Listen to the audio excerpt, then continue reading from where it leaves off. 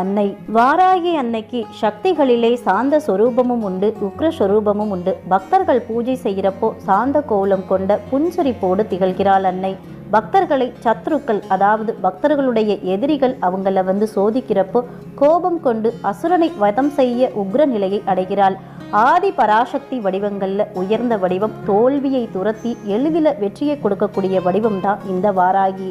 பூலோகம், புவர்லோகம், சுவர்லோகம், தபோலோகம், இந்த மாதிரி 7 லோகங்களோட காவல் படைத்தலைவி. தன்னை நம்பிய பக்தர்களுக்கு துளி கூட தீவினை அண்டாது காப்பதில்லை. மூங்கில் போன்ற திடமான உடலை கொண்ட வெற்றி தேவதை வாராகி. 8 திசை அதிபர்களோட ஆயுதங்கள்ல உறைந்திருக்கக்கூடிய அன்னை தான் வாராகி. வாராகி அப்படின்னாலே வரம் என்று பொருள். இந்த வாராகி தாயார் அதர்வன வேதத்தோட தலைவியாகவும் சொல்லப்படுறாங்க.